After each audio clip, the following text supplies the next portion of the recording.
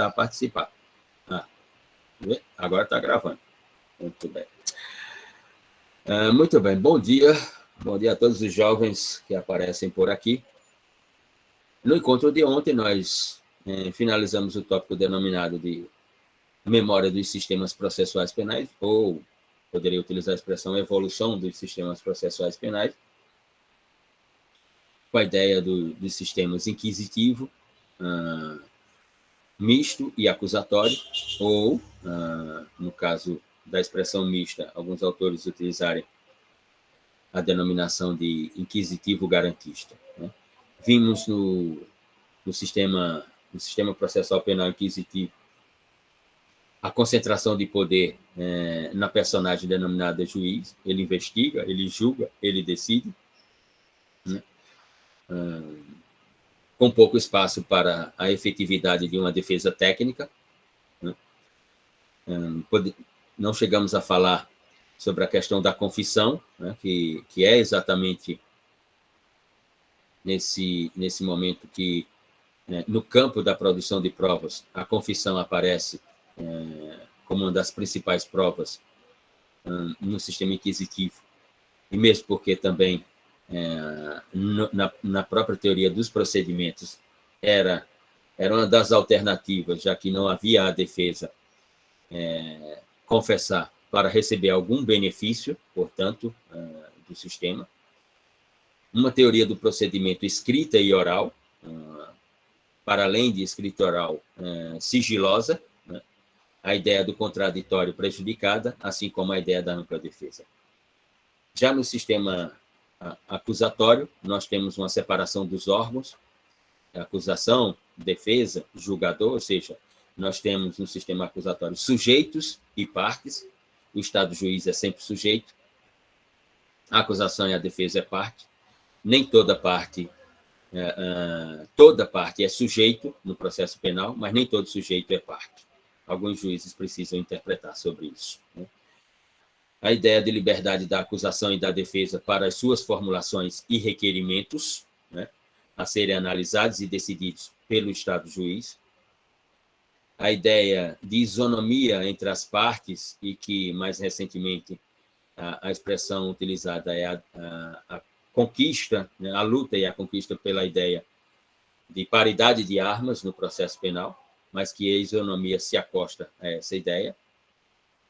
Um sistema processual penal de natureza jurídica acusatório pautado pela publicidade dos atos do Estado juiz, da acusação e da defesa, por uma organização dos momentos de contraditório, né?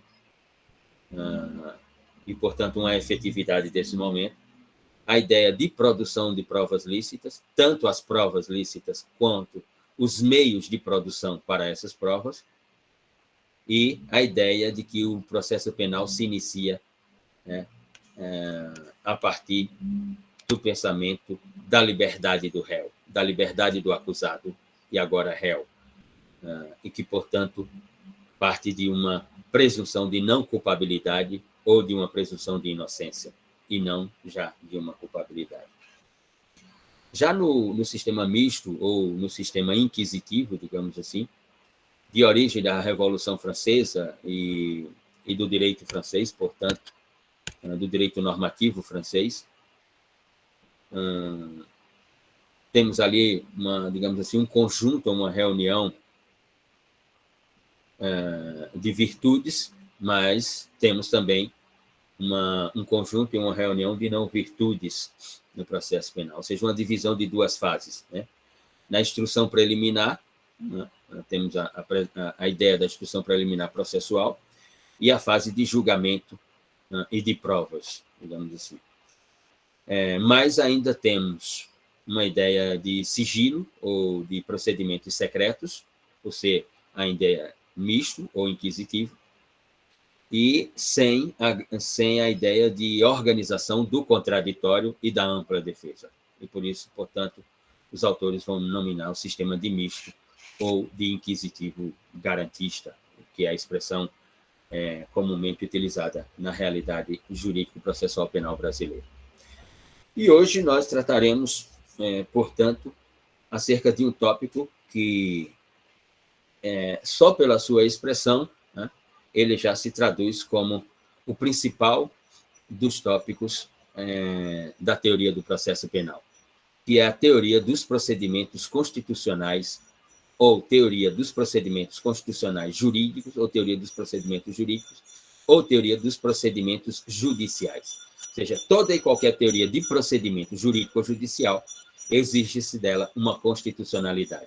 Ou nós teremos problema daquele primeiro tópico que nós vimos, denominado de nulidades, e que vocês voltarão a ver numa disciplina mais à frente também de processo penal. Então, vou colocar aqui no chat algumas descrições com as quais nós vamos, digamos assim, trabalhar hoje.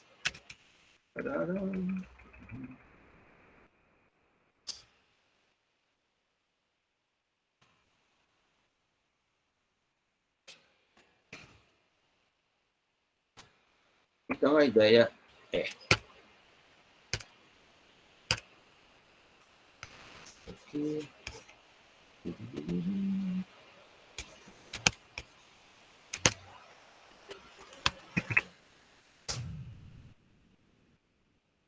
Muito bem. Então, o tópico ou o capítulo é denominado de Teoria Constitucional dos Procedimentos Jurídicos.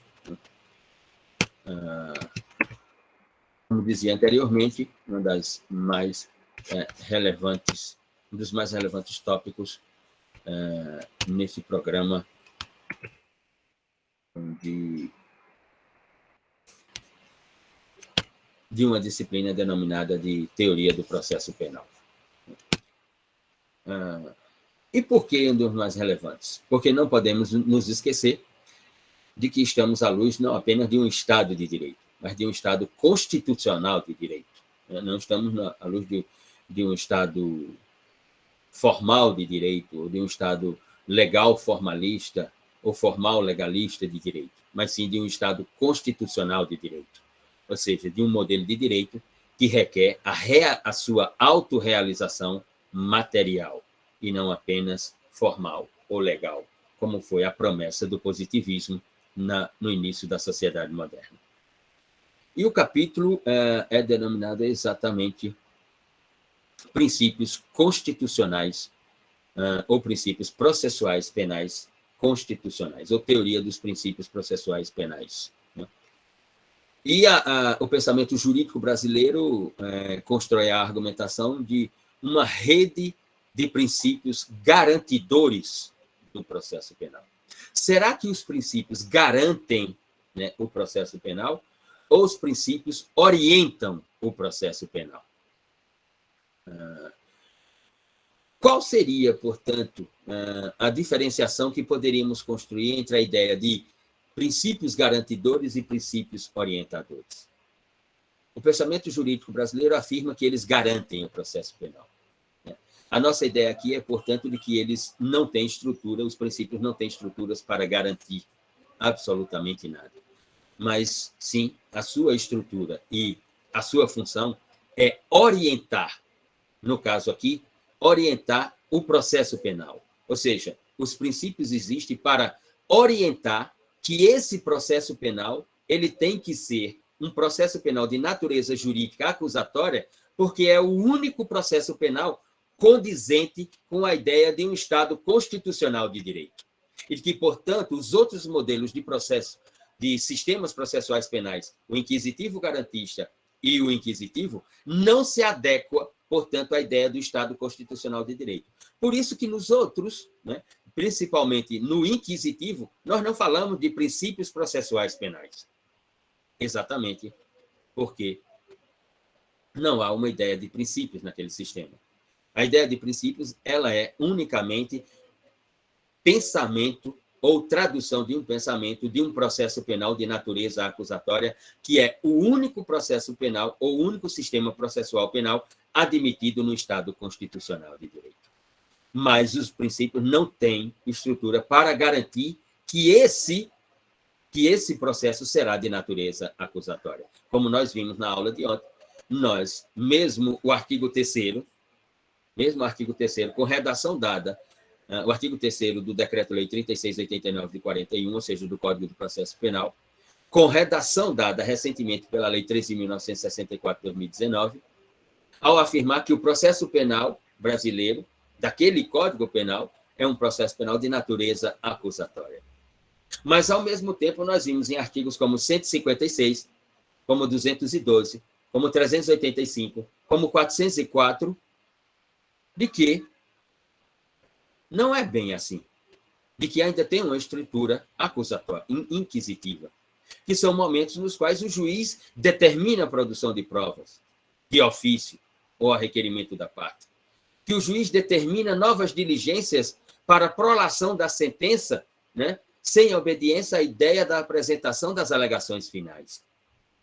Então, como é que eu posso falar de um sistema processual penal como esse e afirmar que ele é de natureza jurídica acusatória? Mais ainda, de que os princípios processuais penais nesse sistema, eles garantem o processo penal. Como eles garantem? Como eles podem garantir se tem esses momentos de inquisição ou esses momentos inquisitivos por parte do magistrado na condução da teoria dos procedimentos jurídicos no processo penal brasileiro? Como eu posso, portanto, afirmar que esses princípios garantem? Como eu posso afirmar que os princípios são garantidores, né? Quando nós temos casos como o de Paulo Mariano, na cidade do Recife, que não cometera conduta alguma, mas por um reconhecimento fotográfico e a emissão de um mandado de prisão preventiva, ficou 23 dias numa penitenciária de máxima segurança, sem ter cometido conduta delituosa alguma, sem nunca ter respondido a um inquérito policial, a um boletim de ocorrência e nem tampouco a um processo penal. Então, onde estavam os princípios que não garantiram a liberdade de Paulo Mariano, já que ele é inocente? Onde estavam os princípios quando José de Melo, pedreiro, na cidade do Crato, no Juazeiro, né, jogando uma partida de bilhar em um boteco, em um bar, é abordado por policiais que descem de uma viatura dizendo que ele havia cometido um homicídio. E ele pergunta: quem eu matei? E os policiais: você está sendo acusado de tentativa de homicídio contra fulano de tal. E ele responde: e quem é fulano de tal que eu não conheço? E ele é conduzido a uma delegacia e depois a uma unidade prisional, e lá, sem conclusão de inquérito, sem oferecimento de denúncia, sem instauração de processo, sem decisão, ou seja, sem prolação de sentença penal condenatória, entre os presídios da cidade do Crato e do Juazeiro, ele fica 16 anos sem a sua liberdade. Onde estavam os princípios que não garantiram a sua liberdade? Então, obviamente, que os princípios não garantem absolutamente nada. Os princípios são iniciativas orientadoras de um direito da civilidade. E, no caso aqui, são iniciativas orientadoras de um processo penal que deve ser de natureza jurídica acusatória. Mas não que eles garantem. Eles não garantem absolutamente nada. Então, eu vos pergunto, jovens, o que são os princípios? Quando você ouve a palavra princípio num discurso, como esse que eu acabei de realizar aqui, essa narrativa, digamos assim, quando você lê um texto, seja em matéria de direito penal, de criminologia, processo penal, constitucional, administrativo, do trabalho, civil, e que aparece a palavra princípio, o que é que você pensa sobre essa palavra? O que são esses princípios? O que é o princípio ou o que são os princípios no seu pensamento?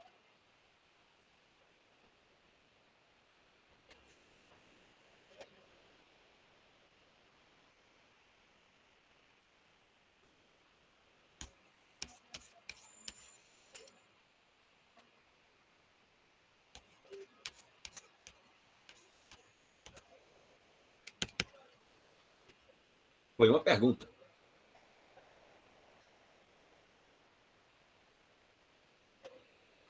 O que são os princípios?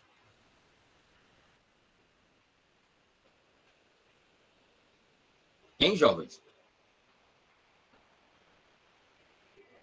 Estão me ouvindo? Fernando. Que orientam o ordenamento jurídico.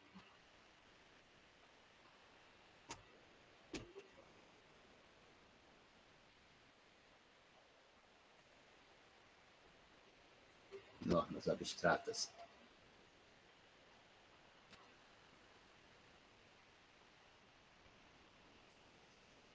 São normas gerais. As bases do sistema normativo. Rafael Francisco.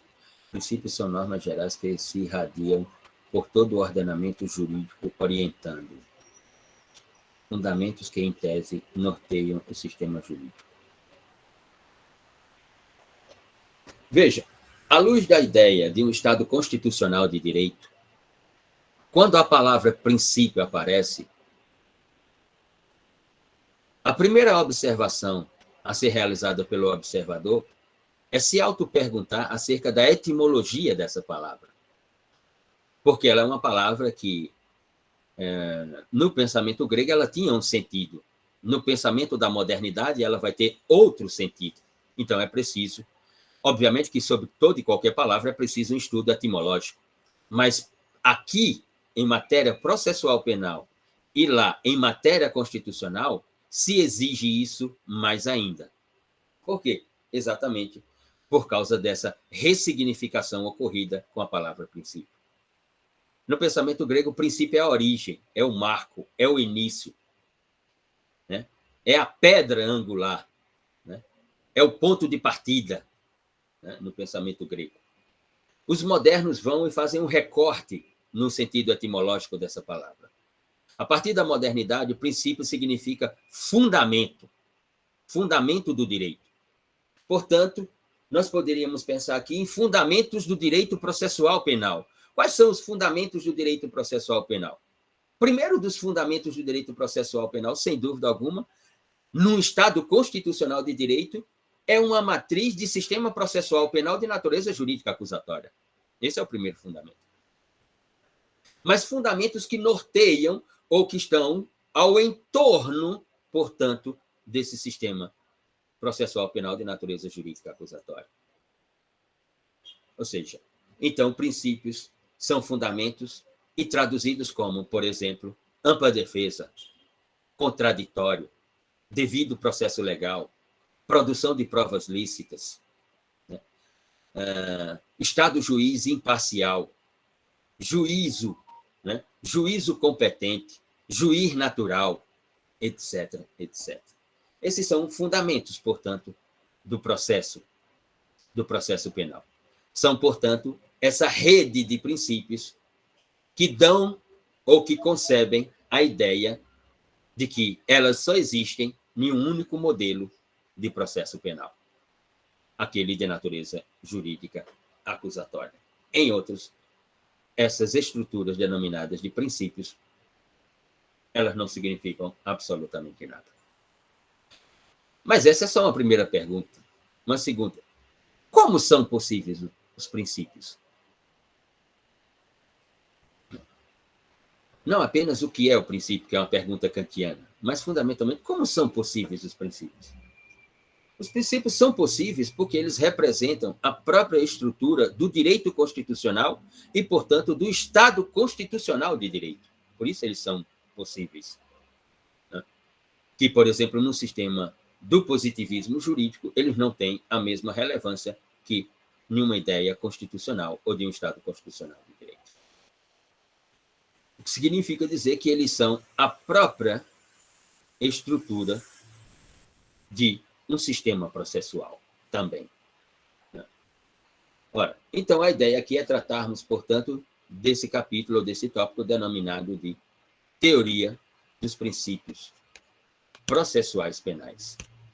E a própria ideia constitucional, né, a própria ideia constitucional que determina a constitucionalidade dos direitos infraconstitucionais e, portanto, dos direitos infraconstitucionais de ordem material e processual, né, imprime a exigência, né, dos princípios no campo do direito imaterial. Assim como fizeram com o direito penal, né, afirmando e determinando que o direito penal, para ser direito penal, era preciso ser um direito penal constitucional, mesmo o direito penal tendo vindo antes do direito constitucional, e aí criou-se, portanto, os princípios penais constitucionais. Aqui no direito imaterial, também o direito constitucional determina, né, de que para que o direito processual penal seja direito processual penal, portanto, infraconstitucional, ele necessita ser um direito processual penal constitucional. E isso aconteceu com o direito administrativo, com o direito civil, com o direito do trabalho. Ou seja, o processo de constitucionalização dos direitos determinado pelo direito constitucional. Mesmo o direito constitucional não nos respondendo quando perguntamos, sim, e quem diz que o direito constitucional é constitucional? Não há nenhum outro direito que diga que ele é constitucional. Quem diz que ele é constitucional é o poder constituinte, que não é direito, é um poder de fato, é política e não direito.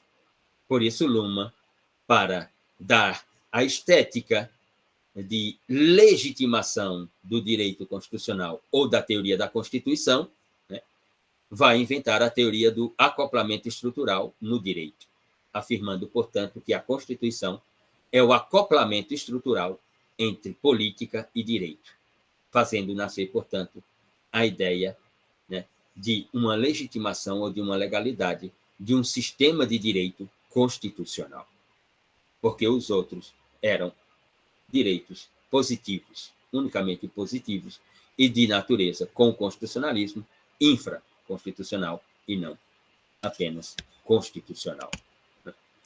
Ou seja, a ideia constitucional, ela se torna, portanto, a ideia das ideias no direito. E aqui no direito processual penal não é diferente, pelo contrário.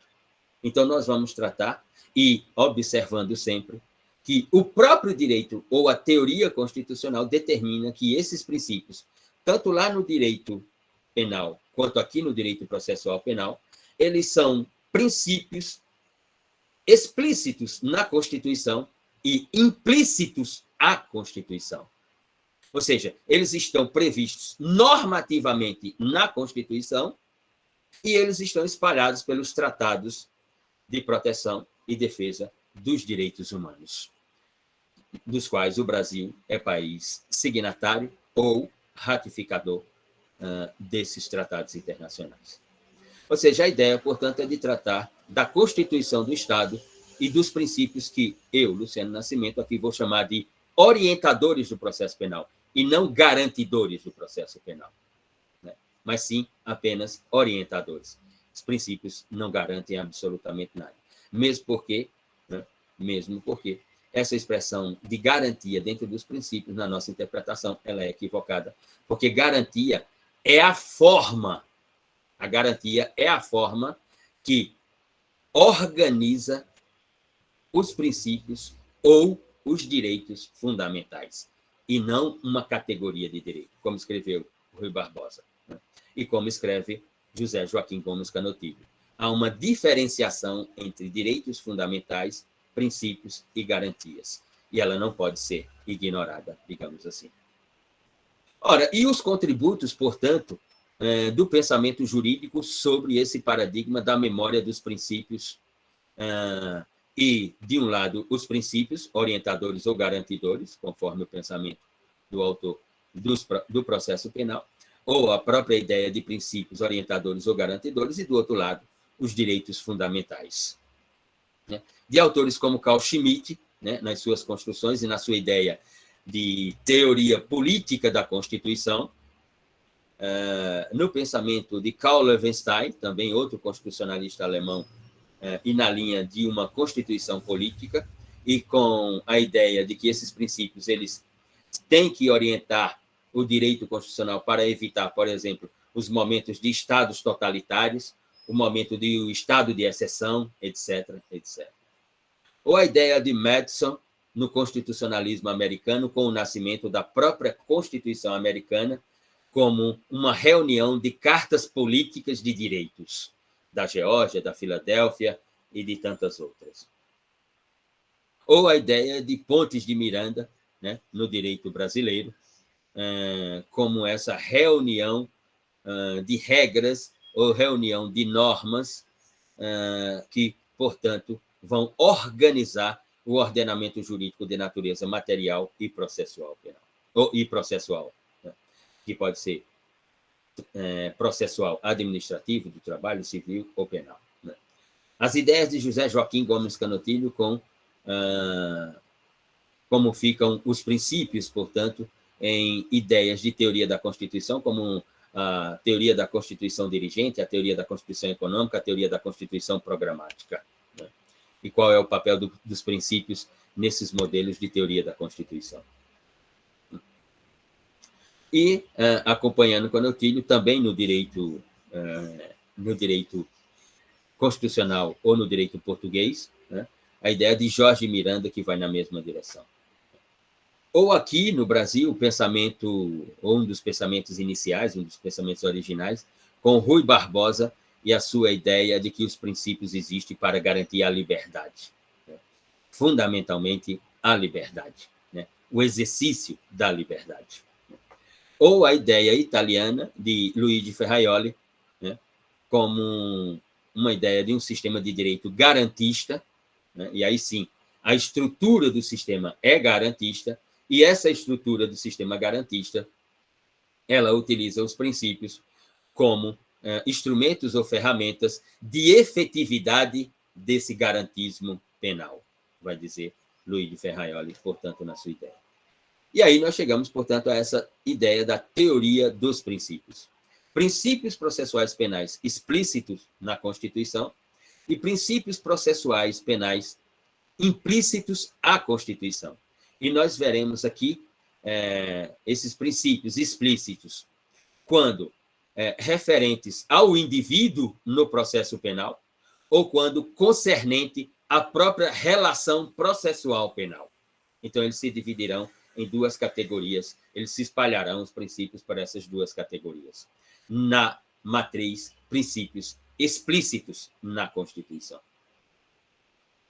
Ou não, e também, né, a ideia dos princípios implícitos à Constituição do Estado e relacionados ao próprio indivíduo, concernentes à atuação do Estado, os limites da atuação do Estado, e referentes a algo que o próprio pensamento jurídico chama de meramente processual à relação, digamos assim, ao próprio processo penal.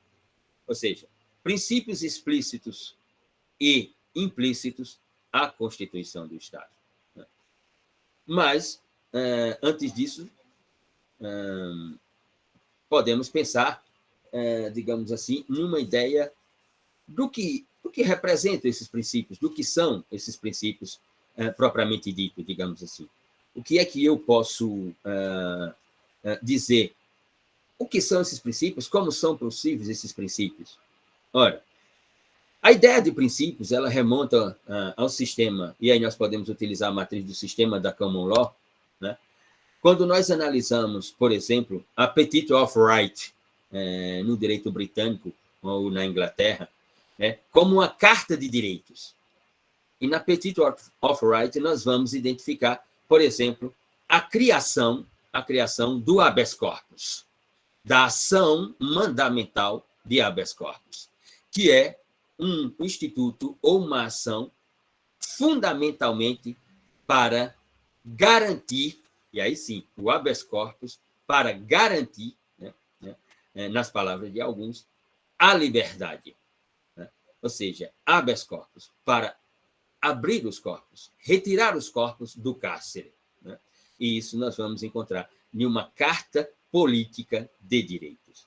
Assim como nós vamos encontrar também na Bill of Rights, a ideia de vida como algo a ser protegido, e no campo dos princípios, a ideia de liberdade e a ideia de propriedade. Ora, os princípios, portanto, na ideia britânica, eles são inventados para, por exemplo, disciplinar a questão da cobrança de tributos, no sentido de que tributos só podem ser tributos só podem ser cobrados pelo rei, ou a rainha, ou a monarquia, com o consentimento do parlamento. Esse era um dos princípios na Inglaterra. O súdito da monarquia não pode ser encarcerado sem uma decisão que traga fundamento e motivação. Esse era um dos outros da reunião ou do conjunto de princípios. A lei marcial não pode ser usada em tempo de paz. Esse é um dos princípios da ideia britânica dos princípios no sistema da common law. Ou seja, então, nós notamos uma reunião de princípios, né? Ou seja, notamos aqui, portanto, o sentido, o significado do que são os princípios, digamos assim. Por exemplo, no nosso pensamento, no pensamento, portanto, da realidade jurídica brasileira, para Miguel Reale, por exemplo, né? Para Miguel Reale, os princípios são verdades ou juízos fundamentais. São alicerces ou garantias de certeza do direito, na sua filosofia e no seu pensamento tridimensional do direito. Para Humberto Ávila, por exemplo, nós podemos observar e refletir sobre os princípios à luz da ideia de que eles podem significar normas finalísticas que exigem, né, a delimitação de um poder do Estado ou de coisas a serem buscadas pelo direito no disciplinamento de até onde o Estado pode ir e que os princípios determinarão, portanto, quais são esses limites. Numa ideia alienígena, ou seja, de um outro direito, né, o pensamento de Klaus Gunther, ao afirmar que o direito ou os princípios, ou o princípio ou os princípios, podem significar um momento de distinção entre ele próprio princípio e as regras trazidas por esse direito.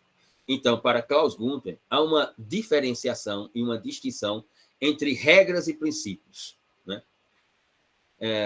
E, portanto, a distinção entre princípios e regras, ou regras e princípios, não é exatamente conceitual ou de definição, mas sim das condições da ação, do que representa a ação, sobre as quais as normas são aplicadas. As normas são aplicadas sobre ações. E essas normas aplicadas sobre ações, elas serão normas principiológicas ou normas no sentido do direito positivo, portanto, regras, e não uma questão puramente conceitual nessa definição. Nós vamos encontrar, portanto, né, princípios na Declaração Universal dos Direitos Humanos de 1948, né, quando identificamos no artigo 10 dessa declaração o devido processo legal como um princípio da ordem dos tratados e das declarações de direito. Nós vamos encontrar, e nós falamos isso aqui nessa disciplina, encontros atrás, né? Nós vamos encontrar no artigo 11 da Declaração Universal dos Direitos Humanos, né, um princípio denominado de indúbio pro réu, que recentemente, num voto hermenêutico, o presidente da Suprema Corte, ou seja, o presidente do Supremo Tribunal Federal, Sua Excelência, o ministro Fux, simplesmente jogou na lata do lixo. Ou seja, jogou o artigo 11 da Declaração Universal dos Direitos Humanos na lata do lixo. Nenhum julgamento em um dos seus votos, recentemente, afirmando que, no momento em que a casa está com 10 membros e, portanto, não com a sua composição incompleta, em um empate no plenário dessa casa, não pode haver indúbio pro réu, mas sim indúbio pro societatis. Ou seja, pegou o artigo 11 da Declaração dos Direitos Humanos, fez assim, e arremessou como uma bola de papel num cesto, como se fosse uma cesta de basquete.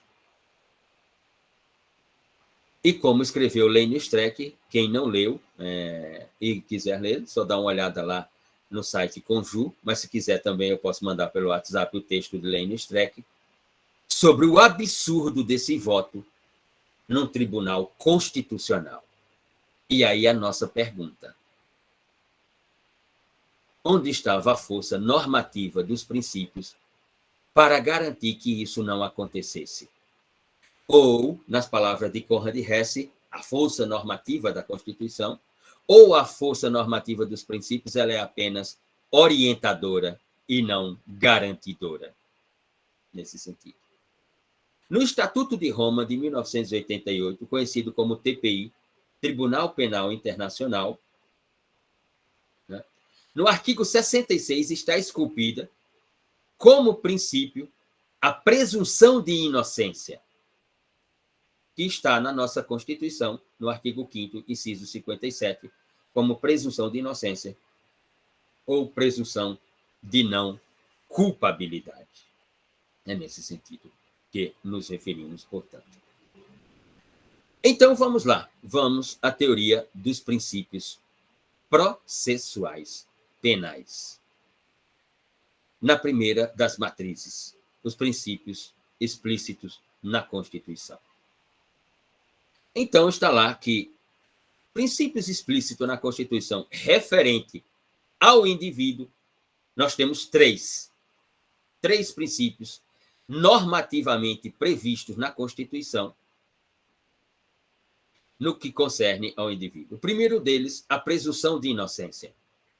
A presunção de inocência que está lá, como me referi segundos atrás, no artigo 5º, inciso 57 da Constituição.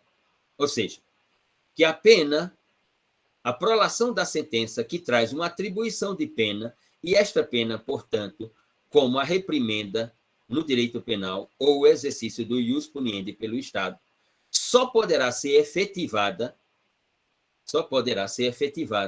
à luz de uma sentença penal, condenatória com o trânsito em julgado. Essa é a ideia de presunção de inocência ou de presunção de não culpabilidade. Mas vocês poderiam fazer uma provocação no sentido de dizer, sim, Luciano, mas o Supremo Tribunal Federal mudou a sua jurisprudência, por exemplo, em 2009, né, afirmando que a pena poderia ser executada provisoriamente, mudou a sua posição jurisprudencial em 2016, afirmando que a pena poderia ser executada provisoriamente, né? E em 2019 voltou atrás disso e afirmou que a pena, portanto, só pode ser executada com o trânsito em julgado da decisão penal condenatória. Ou seja, no que se refere aos posicionamentos jurisprudenciais da nossa Corte, nós temos, ora, uma negação do princípio, ora, uma afirmação do princípio. Por isso, sustentamos a ideia teórica de que eles são orientadores e não garantidores. Se eles fossem garantidores, nesse neoconstitucionalismo, a Suprema Corte não ficava nesse código binário de afirmação e negação da presunção de inocência. Um segundo relacionado ao indivíduo é a ampla defesa. A ampla defesa, ela é uma das estruturas principiológicas do sistema processual penal de natureza jurídica acusatória. A ampla defesa também é um instituto técnico, porque no exercício da ampla defesa faz-se necessária a produção de uma linguagem técnica, de uma linguagem que traduza os verbetes da memória do direito, ou seja, os termos condizentes com a argumentação jurídica construída, seja no polo da acusação ou da defesa técnica. Mesmo lá na acusação, quando se produz essa argumentação, ela tem que ser técnica. A argumentação de acusação, nesse momento, num processo penal de rito comum, tem que ser técnica. A argumentação da defesa, da ampla defesa, também tem que ser técnica. Ela é, portanto, a ampla defesa, uma ideia técnica da linguagem do direito. E o terceiro deles, referente, portanto, ao indivíduo, a plenitude de defesa, e que ela tem um foro especial para ser efetivada. A plenitude de defesa que está lá no artigo 5º, inciso 35, a linha A da Constituição Federal. E a própria palavra já traduz o sentido do princípio, né? O princípio da plenitude de defesa. Se o outro é ampla defesa e se dá em um foro específico, num processo penal de rito ordinário comum, aqui se dá em um foro de rito especial denominado Tribunal do Júri, seção do Tribunal do Júri. E se a ampla defesa é um instituto técnico com limitações e, portanto, moldura, né, da produção argumentativa, na plenitude de defesa isso não acontece. A plenitude de defesa é o momento do exercício da defesa sem limites, sem fronteiras e sem formas de linguagem na argumentação jurídica. Qualquer linguagem da linguagem mais comum, vulgar, a linguagem técnica, pode ser utilizada pela defesa no exercício da plenitude de defesa. Ou seja, a plenitude de defesa é um instituto lato no exercício do defensor. Não existe plenitude de defesa, não existe plenitude de acusação. Só existe plenitude de defesa. E, portanto, o exercício dela é sem fronteiras. No que se refere, e ainda dentro dos princípios explícitos na Constituição, no que se refere, portanto, aos concernentes à relação processual, nós temos, primeiramente, o contraditório. E ele também é uma das estruturas, né, do sistema processual penal de natureza acusatória. Nós falamos de contraditório quando, né, na teoria dos procedimentos jurídicos, a acusação apresenta a prova, a acusação produz a prova, né, e essa prova ela tem que ser direcionada, né, e aí assim, pelo Estado juiz, para que, portanto, a defesa técnica, para que, portanto, o defensor tenha a oportunidade de contraditar essa prova, de contraditar, portanto, a argumentação da acusação. Não pode haver processo penal sem o espaço para a realização efetiva do contraditório. Ele é uma das estruturas desse modelo de sistema processual. O contraditório, portanto, é insubstituível no processo penal.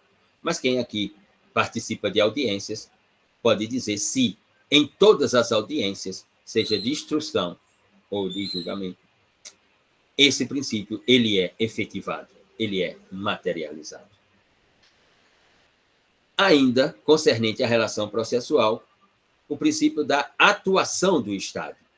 Ou seja, os limites da atuação do Estado, veja, através do Estado juiz, numa fase segunda de persecução penal, né? E os limites da atuação do Estado também naquela primeira fase, naquela fase denominada de fase ou da fase inaugural da persecução penal, denominada de fase investigativa pela Polícia Judiciária. Ou seja, a atuação do Estado tendo limites para produzir a argumentação, seja no momento da produção de prova por um órgão específico do Estado, seja durante a segunda fase, na fase denominada processo penal propriamente dito, em que há um limite, portanto, dessa atuação do Estado. E os limites é determinado pela estrutura constitucional e não outra, portanto. Mas também temos o princípio do juiz natural, que é concernente à relação processual. E o que significa o juiz natural? Né? Juiz natural é, portanto, aquele com competência e jurisdição para o processamento do feito. Ou seja, todo e qualquer acusado, todo e qualquer réu, e essa é uma regra esculpida nos tratados internacionais, como, por exemplo, na Declaração Universal dos Direitos Humanos, todo e qualquer acusado, todo e qualquer réu tem o direito a um juiz natural. A um juiz natural. Alguém tem ideia se no direito brasileiro tem alguma lei que, ao lermos, ela poderia ser, digamos assim, observada que ela não obedece exatamente à ideia do juiz natural? Eu ia aqui ao Google para buscar a redação.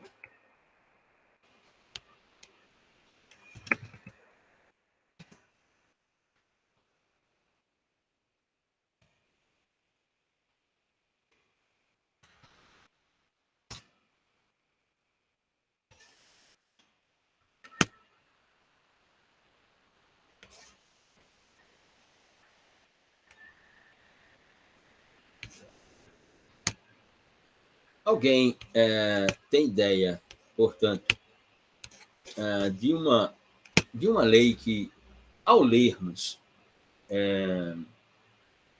podemos observar e dizer assim, sim, mas quem é o juiz natural? Já que aqui é uma lei que disciplina como a decisão judicial tem que vir ao mundo jurídico. E que, portanto, a decisão judicial é o momento crucial, ou um dos momentos cruciais, melhor dizendo, desculpe-me, um dos momentos cruciais desse fenômeno intitulado processo penal. Alguém tem ideia de uma lei no direito brasileiro? Que possamos observar ela e dizer assim, tem um problema aqui com o juiz natural. Com o princípio do juiz natural. Depois, faça uma leitura da Lei 12.694, de 2012. A Lei 12.694, de 2012, traz a seguinte emenda. Esta lei dispõe sobre o processo e julgamento colegiado em primeiro grau de jurisdição de crimes praticados por organizações criminosas. E aí, ela altera o decreto 2848, de 1940, o decreto 3689, de 41, a lei 9.503, a lei de trânsito, de 97, a lei 10.826, de 2003, que é o Estatuto de Desarmamento, enfim. No artigo 1º, diz o legislador dessa lei, em processos ou procedimentos que tenham por objeto crimes praticados por organizações criminosas, o juiz poderá decidir pela formação de colegiado para a prática de qualquer ato processual, especialmente, notem, o juiz do caso, o juiz natural, poderá decidir pela formação de um colegiado para qualquer ato, especialmente, decretação de prisão ou de medidas assecuratórias, como, por exemplo, prisão preventiva, concessão de liberdade provisória ou revogação de prisão, a própria sentença, progressão ou regressão de regime de cumprimento de pena,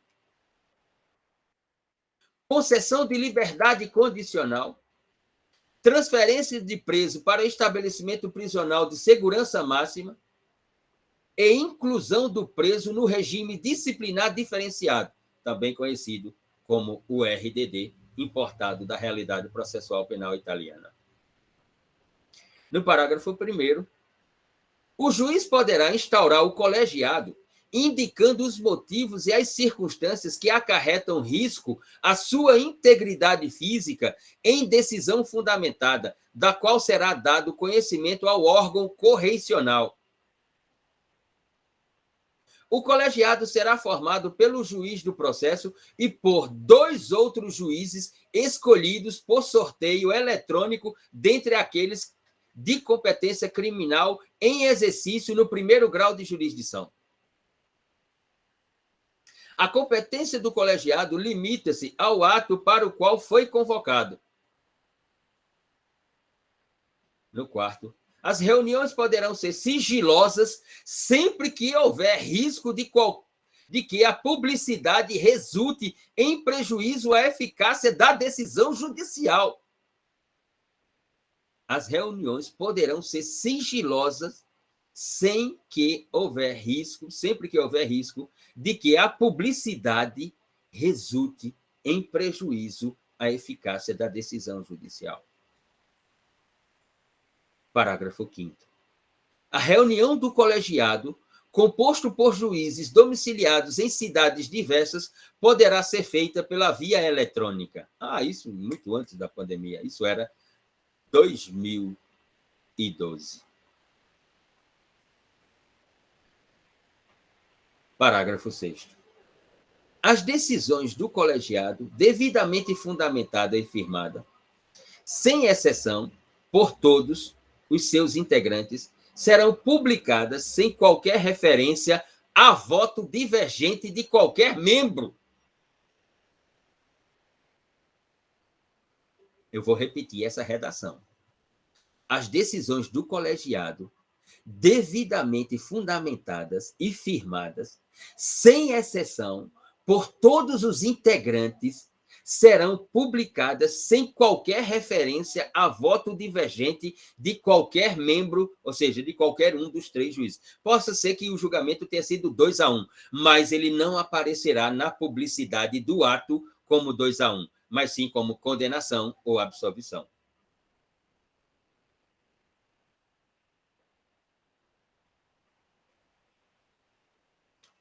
Parágrafo 7º. Os tribunais, no âmbito de suas competências, expedirão normas regulamentando a composição do colegiado e os procedimentos a serem adotados para o seu funcionamento.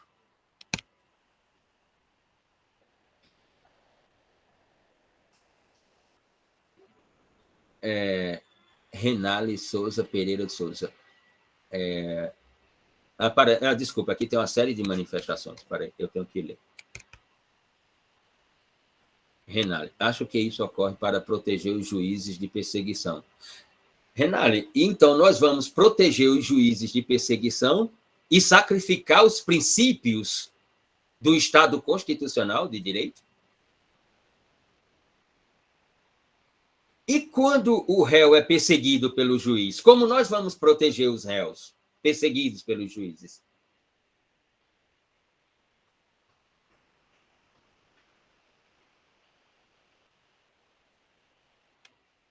Renale, não foi apenas uma alternativa fácil, é uma alternativa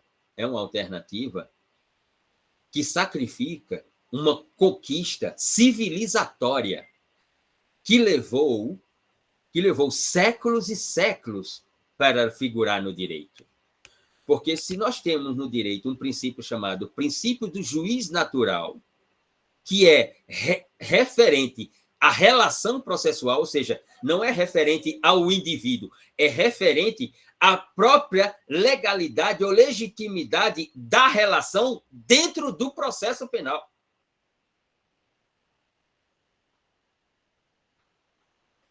E aí, essa lei, ela sacrifica uma conquista de séculos, ou seja, durante séculos, pessoas acusadas e na posição de réu não tiveram direito a um juiz natural. Era julgado por qualquer juiz. Até que isso se tornou um princípio da ideia constitucionalista do direito. Vou ler aqui ao chat. Rafael, até mesmo para os advogados das partes, não entendi, Rafael, o que quer dizer até mesmo para os advogados das partes? Pode abrir o microfone e falar? Não entendi. A respeito do sigilo das reuniões do juiz. Uhum. Sim, sim. Ah, a reunião do colegiado é sigilosa. É sigilosa. E depois o resultado dela será publicado em forma de sentença. Renale, os parágrafos confirmam minhas suspeitas. Uhum. É para evitar que o que o senhor falou sobre os juízes italianos que foram executados. Foi uma alternativa fácil. Mais uma vez, né? É uma alternativa fácil para os juízes, fácil para o Estado. Mas e quando o réu é perseguido? Quando o réu fica, por exemplo, 580 dias cumprindo pena por uma perseguição de um juiz a todo custo, como fazemos?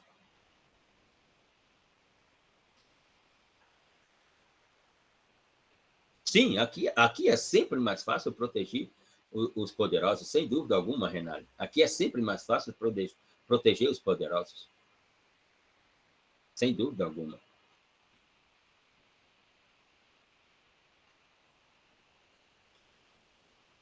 Veja, a norma, essa norma 12.694 de 2012, ela não apenas nega o princípio do juiz natural, que é o quê? Digamos assim, uma estrutura principiológica com a qual, né, com a qual o direito vai orientar a relação processual dentro do processo penal. Ou seja, eu não posso ser julgado por um juiz que não seja um juiz natural. Ou seja, quando a sentença for prolatada, eu preciso saber qual foi o juiz que me condenou. E como é em um colegiado, eu não sei quem me condenou, porque a decisão é de condenação. Sim, mas e se teve um voto divergente? Então eu fui condenado por dois juízes e não por um. E eu não sei por quem eu fui condenado. Por isso que o pensamento jurídico colocou o nome dessa lei de a lei do juiz sem rosto. Mas eu posso ter uma condenação por um juiz que não coloca a sua cara dizendo que ele é o titular daquela decisão judicial, num Estado constitucional de direito? O artigo 1º dessa lei, sem dúvida alguma, e aqui eu vou utilizar a linguagem constitucional, por uma interpretação hermenêutica, ele é inconstitucional. Ele é simplesmente inconstitucional. Porque, Luciano, mas porque também, como nós já debatemos aqui, eu penso que no segundo encontro foi isso que aconteceu.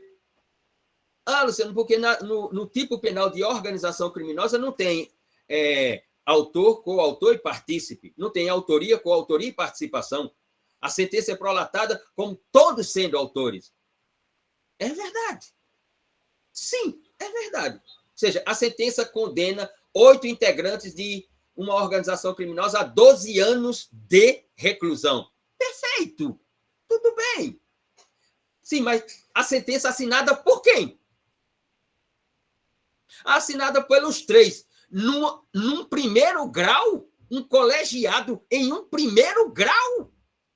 Ou seja, então, o Brasil inventou um colegiado de juiz natural que não existe em nenhuma parte do planeta.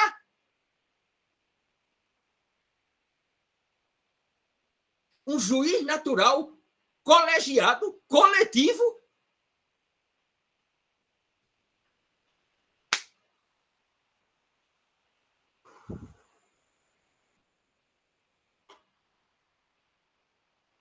Vocês poderiam dizer, ou poderiam responder.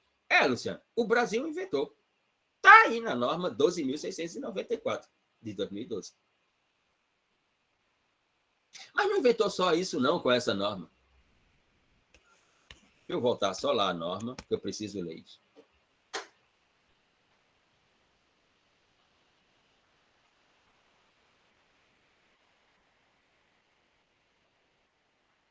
No parágrafo 6º, olha o que o legislador colocou.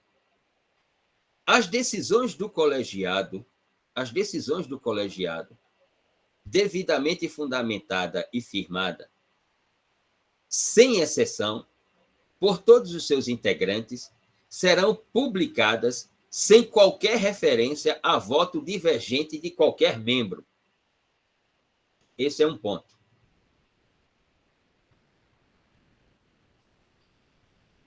Isso no parágrafo 6º. No parágrafo 4º, olhe o que é que o legislador colocou no parágrafo 4º. As reuniões poderão ser sigilosas sempre que houver risco de que a publicidade resulte em prejuízo à eficácia da decisão judicial. Qual é a eficácia da decisão judicial?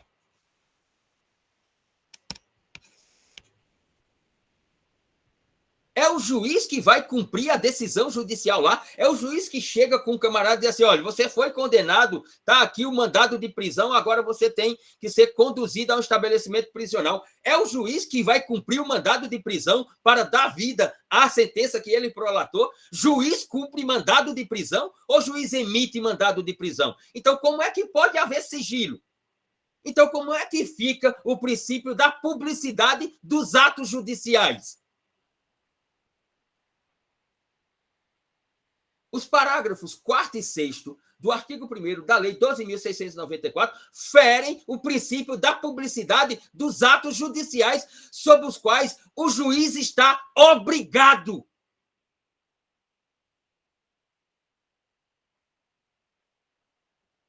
Então, como é que eu posso falar? Como é que eu posso chegar aqui e falar para vocês que os princípios garantem o processo penal? Como é que eles garantem o processo penal? Eles orientam o processo penal, eles não têm força normativa para garantir absolutamente nada. Agora, dizer, eles orientam como os atos processuais devem ser. Por exemplo, os princípios orientam que os atos processuais penais não podem ser como estão esculpidos na Lei 12.694, em parágrafos como o 4º e o 6º, por exemplo. Eles orientam que não pode ser daquela maneira. É o que eles orientam, mas não garantem, porque a norma está aí e ela é aplicada.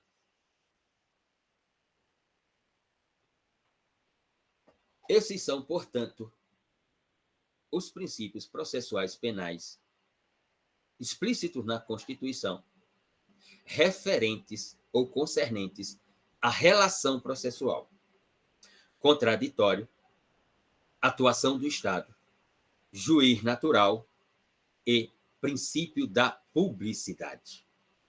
Até aqui. Princípio da publicidade, ou seja, o princípio da publicização dos atos do Estado juiz na relação processual. Todo ato que vier aos autos do processo na relação processual, eles têm que ser publicizados. Nada de sigilo ou de segredo. Nada de sigilo ou de segredo. Mas também, ainda, concernentes à relação processual, o princípio da economia processual. O princípio da economia processual. Ou também conhecido como princípio da razoabilidade do tempo do processo. Do tempo do processo. Na disciplina do primeiro período, em linguagem de argumentação jurídica, hoje pela manhã, uma senhorita me perguntou, professor, eu gostaria que o senhor me respondesse. Eu assisti o julgamento no Tribunal do Júri pelo YouTube, né? E depois, lendo os comentários que apareciam ali e tal, apareceram um comentário que aquele julgamento ele se deu 9 anos depois do fato acontecido. Por que levou-se 9 anos, professor, para o processamento do feito? O princípio da economia processual, ou do tempo razoável do processo penal, é sobre isso, e que um processo penal não pode levar tanto tempo para uma decisão judicial. Tem que haver, portanto, uma celeridade em obediência, obviamente, à teoria dos procedimentos. Ou seja, precisamos urgentemente colocar um ponto final na ideia dos prazos no direito, de que eles só existem para o advogado. Prazo também existe para o Estado juiz. Ele tem que cumprir os prazos. E ele tem que cumprir os prazos porque ele é um dos sujeitos processuais. E porque sem os atos dele não haverá finalização do processo, não haverá conclusão do processo. O princípio do tribunal do júri, né, que é referente à ideia de uma principiologia de competência especial. Ou seja, o princípio do tribunal do júri de que serão processados no tribunal do júri somente os crimes tentados e consumados contra a vida. Não pode aparecer, como apareceu agora, e nós vimos, uma tipologia ou um fato acontecido que a sua construção típica, né, portanto, todo o seu conteúdo determina que não é uma tipologia tentada ou consumada contra a vida, na sua forma dolosa. Na sua forma dolosa. Ou seja, todas as vezes que eu estiver diante de condutas que sejam, portanto, condutas tentadas ou consumadas dolosamente contra a vida, como homicídio, como infanticídio, como instigação, induzimento, auxílio ao suicídio, as formas de aborto. Ou seja, se não forem essas, elas não podem aparecer como competência do tribunal do júri. Um outro princípio é o princípio da legalidade estrita da prisão cautelar. E esse princípio, neste país, ele já foi jogado na lata do lixo faz tempo. Faz tempo.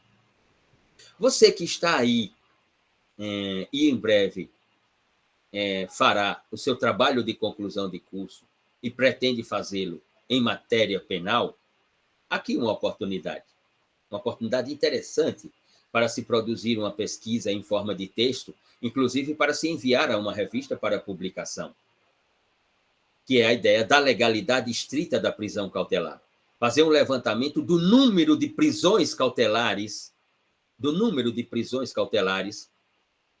em um espaço temporal do ano tal ao ano tal, na realidade processual penal brasileira, e você vai se assustar com o levantamento que você vai conseguir realizar. Você vai ficar assustado como os juízes têm uma facilidade tremenda para simplesmente observar um número de casos extraordinários que se faz necessário a prisão cautelar, seja ela de natureza preventiva ou provisória, as prisões cautelares pessoais. Como se usa do instituto da prisão cautelar no Brasil sem fundamento algum, porque os fundamentos que aparecem para a emissão de um mandado de prisão preventiva ou de um mandado de prisão provisória, quando você vai ler os fundamentos, você nota que os fundamentos não têm fundamento. E que, portanto, a legalidade estrita, veja, o nome do princípio é legalidade estrita, ou seja, excepcional, só em determinados casos.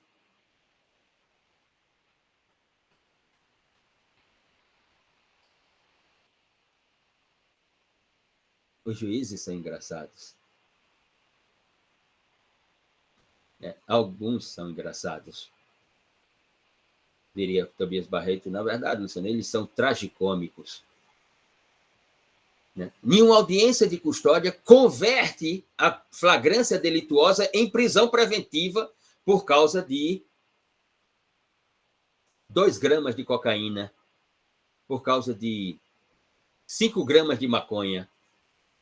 E aí converte, na audiência de custódia, a flagrância delituosa em prisão preventiva.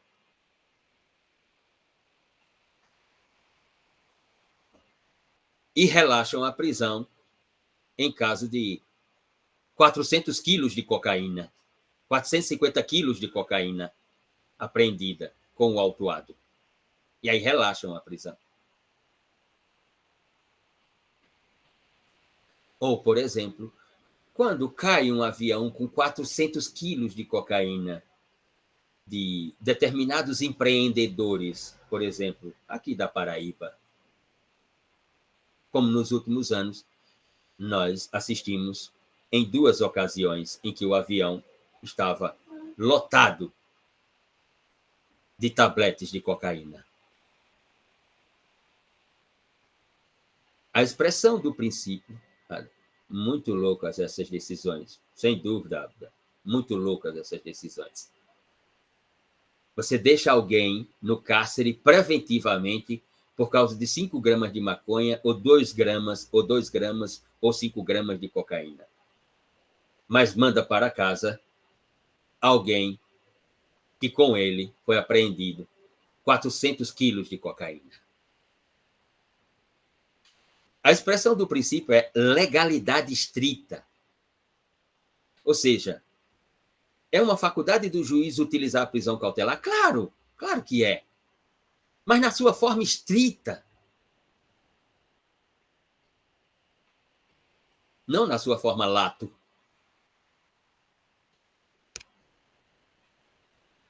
Vou só fazer uma reflexão aqui. Lembra o que aconteceu com os mandados? Os mandados na Operação Lava Jato? Eu não estou me referindo, aos mandados de prisão, mas aos mandados coercitivos. Nós tivemos nenhuma investigação. 234 mandados coercitivos contra pessoas que, em sua maioria, nunca se recusaram a ir prestar esclarecimento. Como, por exemplo, um ex-presidente da República. Nunca se negou a ir prestar esclarecimentos. Mas, em vez de convocá-lo como um investigado e dizer, olhe, senhor fulano de tal, o senhor tem que estar segunda-feira lá na sede da Polícia Federal para responder a algumas perguntas. Em vez de fazerem isso, o que foi feito foi, manda um mandado coercitivo, um helicóptero sobrevoando a casa do cidadão, 2 viaturas da Polícia Federal na frente do domicílio e toda a imprensa avisada horas antes. Mas para outro presidente da República, outro ex-presidente da República, que foi presidente antes desse, mandaram uma convocatória para ele comparecer à sede da Polícia Federal, que fica no aeroporto de Congonhas. E esse ex-presidente entrou e saiu da sede da Polícia Federal no aeroporto de Congonhas e ninguém viu. Só no dia seguinte, uma jornalista da Folha de São Paulo chamada... Como é que é o nome dela? Agora esqueci o nome da jornalista. Na sua coluna, dá a notícia de que ontem o ex-presidente Fernando Henrique Cardoso, depois, na Polícia Federal, na sede, no aeroporto de Congonhas. E ninguém sabia.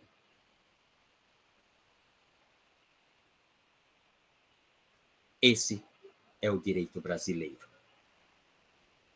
A legalidade é estrita da prisão cautelar. Ela tem que ser utilizada pelo magistrado nos casos excepcionais. Porque a regra é a liberdade, não a prisão. Muito bem. E o último dos princípios explícitos na Constituição, o último dos princípios explícitos na Constituição,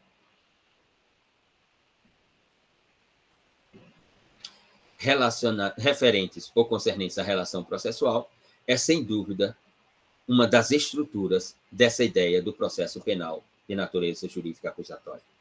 Nos referimos ao devido processo legal.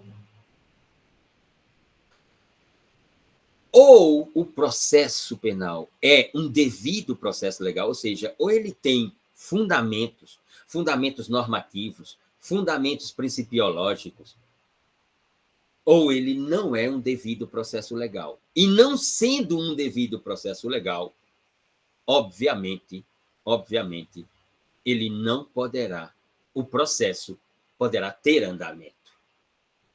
O processo, um devido processo legal é um processo acusatório, não um processo inquisitivo. Um devido processo legal não é um processo inquisitivo garantista na nossa ideia. É um processo puramente acusatório.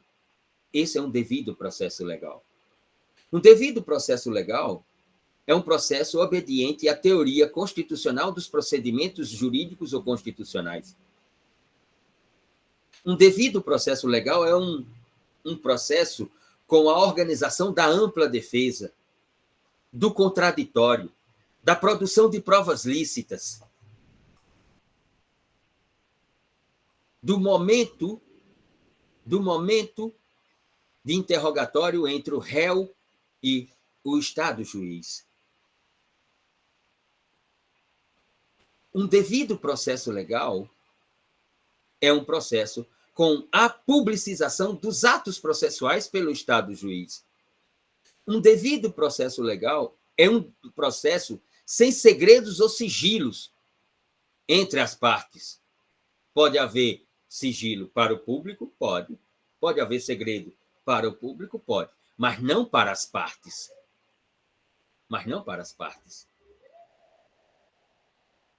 Ou seja, se não for um devido processo legal, não é um processo acusatório, não é um processo penal de natureza jurídica acusatória. Então, esses são, portanto, os princípios processuais penais explícitos na Constituição, referentes ao indivíduo, aqueles 3 lá que vimos, e todos esses referentes ou concernentes à relação processual. Em seguida, vem, portanto, os princípios implícitos no processo penal. Implícitos em relação ao indivíduo, concernente à relação processual, a atuação do Estado. E é isso que nós veremos, portanto, no próximo encontro da próxima semana. Agora vamos, portanto, tratar, digamos assim, sobre o texto que vocês leram, sobre a verdade no processo penal. Quem quiser se manifestar, só levantar a mãozinha aí, e fazer uso, portanto, da fala. Fernanda Nascimento dos Santos. Professor, eu achei o texto muito interessante, porque eu nunca tinha pensado nesse viés que o texto aborda, que a gente não pode reproduzir o passado. No máximo, a gente pode fazer analogias, como o texto fala, acho que é a expressão que o texto usa, e se aproximar ao passado. No caso, mas a gente nunca vai poder chegar a uma ideia de uma verdade absoluta. Essa ideia de uma verdade absoluta é impossível. Por isso ele ressalta muito ao longo do texto. Sim. Desculpe lhe interromper, você prossegue assim que eu concluir. Por isso que eu coloco no conceito de processo penal, uma das funções do processo penal, ou a função do processo penal, é comunicar aquilo que é incomunicável, que é o fato acontecido. O fato já aconteceu, não tem como comunicar sobre o fato. Por isso que eu falei aqui, a reconstituição do crime, quando os delegados dizem, vamos fazer a reconstituição, vamos lá na casa de Susana Richthofen fazer a reconstituição do crime. Vamos lá no apartamento dos Nardones fazer a reconstituição do crime. Você está indo lá fazer palhaçada. É o que você está indo lá fazer. Você está indo lá fazer palhaçada. Porque as vítimas estão mortas. Então, como é que você vai reconstituir? Eu falei aqui, o último caso de reconstituição foi exatamente num crime de assassinato, mas ele se deu 2000 anos atrás, porque a vítima ressuscitou. E aí ela pode falar sobre o assassinato. Mas se a vítima está morta, como é que eu vou ter reconstituição? Ou seja, a função do processo penal é comunicar o incomunicável, disse eu naquela ocasião. Pode prosseguir, Fernanda. Inclusive, ele ressalta muito essa... Peraí, professor, deixa eu desligar meu celular. Tranquilo. Um minuto. Ele ressalta no texto muito essa função, essa importância de não existir uma verdade, o juiz entender isso, que não existe uma verdade, para que, quando necessário, o juiz sempre se orientar de acordo com o princípio da presunção de inocência, de acordo com quem está estudando, o sistema penal acusatório, aquela questão da lei que está presente na lei, na mudança, e justamente ele fala disso, que o juiz tem que orientar no princípio da presunção de inocência, quando ele precisar, rompendo com o sistema inquisitório. E ele ressalta muito essa questão de... Eu acho que ele faz um contraponto muito bom com a ideia do sistema penal do inimigo e critica ele. Critica essa ideia de sempre ter que punir, sempre ter que ir atrás de uma verdade, mesmo que essa verdade ela acabe negligenciando o sistema garantista do direito penal, né? Que, em tese, a gente tem um sistema garantista, né?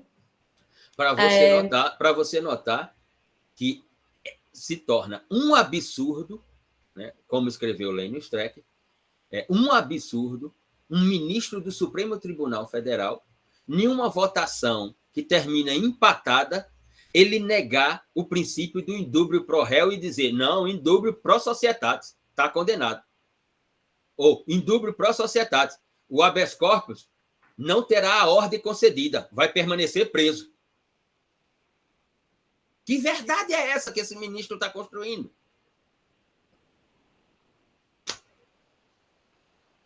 Enfim. Isso. Então, professor, foi mais ou menos isso que eu entendi do texto. Que o que a gente tem, no máximo, é um rastro probatório, mas a gente não pode chegar à verdade. A expressão, Fernanda, a expressão ela é maravilhosa. A expressão é o rastro probatório. É só o que nós temos. Ou seja, como as pegadas dos dinossauros lá em Sousa, é o que nós temos. Pegadas de dinossauros sobre uma tipologia que fora consumada. Homicídio, furto, roubo, estupro de vulnerável, lesão corporal, dolosa, etc, etc. Aí fala muito no texto também, professor, que eu acho interessante, a presença de um mesmo e de um outro. Como se a gente não pode chegar no que já foi e também não pode criar uma realidade diversa. Aí, e também a questão da parceidade, né? Que eu acho muito interessante também o conceito de parceidade. A tese da parceidade é interessantíssima. Interessantíssima. Eu acho que era isso. Foi isso? Muito bem, Fernanda. Então, anote aí, não sei se você tem um iPad, um tablet, um iPhone Pro 13, né, que tem aí, ou um Galaxy S20, que tem a sua canetinha, não sei o que lá, ou se você tem a caderneta da bodega de Dona Lia, que é o que eu tenho. Então, anote aí, você tem 3 pontos extra à avaliação da prova.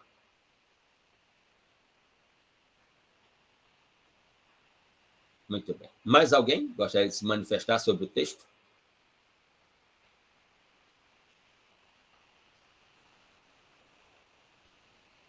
Muito bem. Se não tem mais ninguém, então damos por encerrada a aula. Espero nos vermos na próxima semana. Grande abraço.